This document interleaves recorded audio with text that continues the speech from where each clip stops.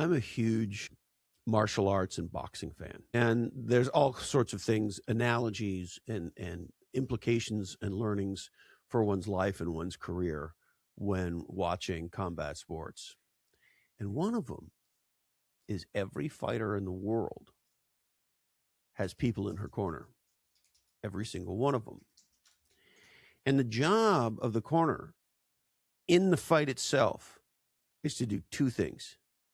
Number one, specific insight based on what's happening in the fight, what they see about the competitor and the landscape, what they see about their fighter, and they'll say, hey, listen, every time your opponent moves to the left, do the following.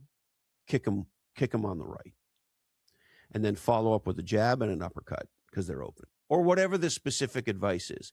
That's really critical.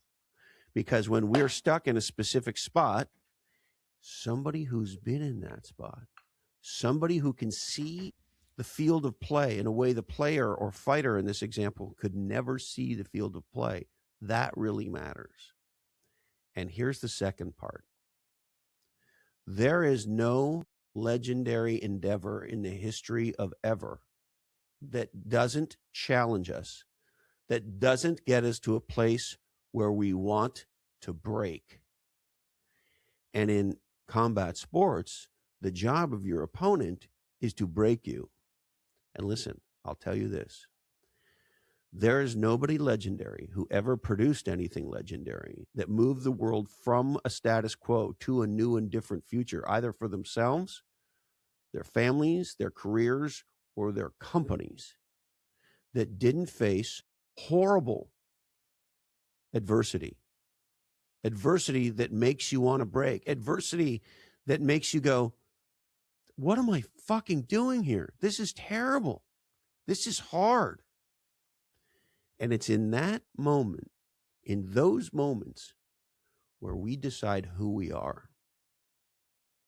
Are you the kind of person that your friends and family and colleagues want in the foxhole or not? Are you the kind of person that commits to teaching yourself to produce legendary results no matter what?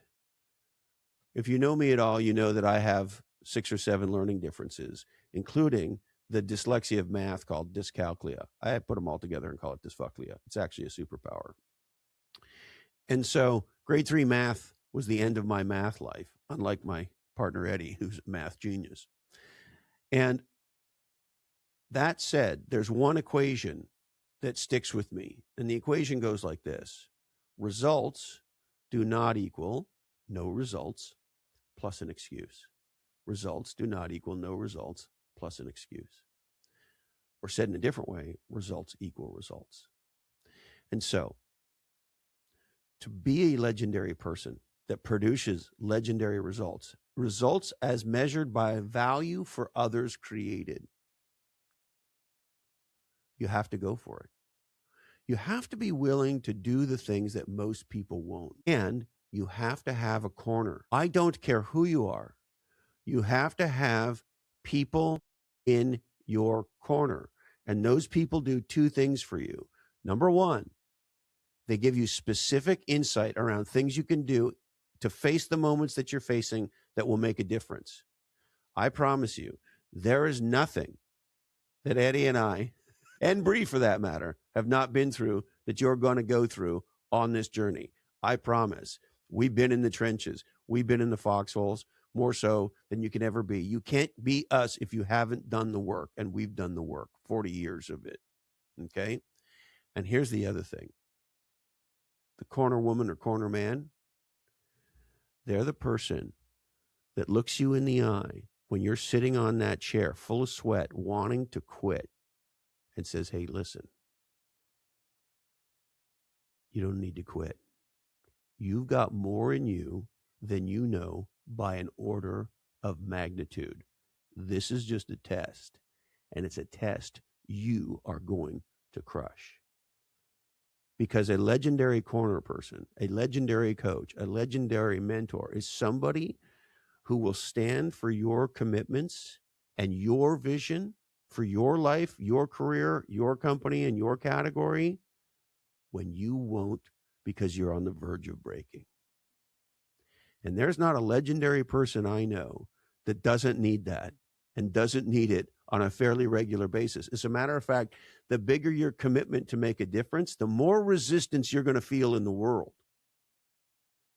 And when we feel that resistance, and we're terrified sometimes by it, we're frozen by it, it's breaking us.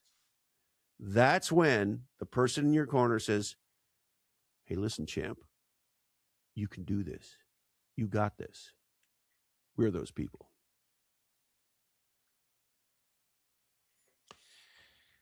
Now, to address the question of, do I need the kick in the pants? The obvious point is it's kind of hard to kick yourself in the pants. Maybe some of you are more flexible than we are, but it's kind of hard to do it. So you need other people to do that. And sometimes it's not a kick in the pants. It can be a pat on the back, or it can be a wind in your sails. And what we've observed from the Academy, and this is surprising to me, I was not expecting this, is that all three can be provided. So if that's you, one of my longtime friends and a coworker of mine, and now Academy member in the 4.0 cohort, Kyle, said this was a great kick in the pants for him. And part of it is, oh, I spent the money. I need to go do something about it. Because as Christopher has always taught us, everything we value, we've been taught to value. He's been sitting on an idea. He's been not doing anything about it. He's been, I can write about it. I can do this and that. And simply just spending the money and kind of showing up on a bi-weekly call and seeing other people talk about it, and said, you know what, I need to go do something about it. And so he has this amazing new category. It's extraordinarily niche about how do you help people who have a fractional ownership with relatives of real estate in Hawaii. Think about a niche upon a niche upon a niche. I told him, hey, I'm going to be home at this date. Are you going to be around? He's like, let's do a lightning strike there. And he's thankful that we were able to kick him in the pants to kind of get going. And he might not have gotten there on his own, maybe eventually, but he got there sooner rather than later. So that's kind of the first kick in the pants. The second one is what, Pirate Kyle also shared with us was, he goes, I expected to learn and have these epiphanies. I was not expecting the amount of confidence that was boosted by the team, by Christopher in particular. And that sometimes what you need is the add a girl, add a boy, pat in the back, you can do this. And the pat becomes a little bit of a shove, not just a, there you go, but let me push you a little bit forward. And that's what we will do as well too, is not just tell you how to do it, but instill belief that you can do it and remind you of the legendary outcomes that you've had, and to give you the courage when you feel like it's a little bit short.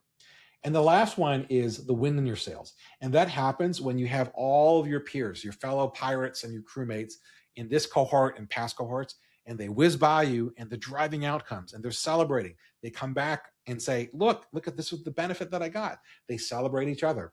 And when you have those three things, kick in the pants, a pat on the back, and a slight push, and the wind in your sails, you will take action in a way that you might not have otherwise. And that's really the key point, is that it doesn't matter if we play a big role or a small role, if you think the money was a lot or a little. If it moved you to the future that you were supposed to create, that you were made for, then it's worth it. And however the format that it comes, it's potential energy that pushes and translates into kinetic energy for you. Because, as Pirate Christopher always says, the future needs you.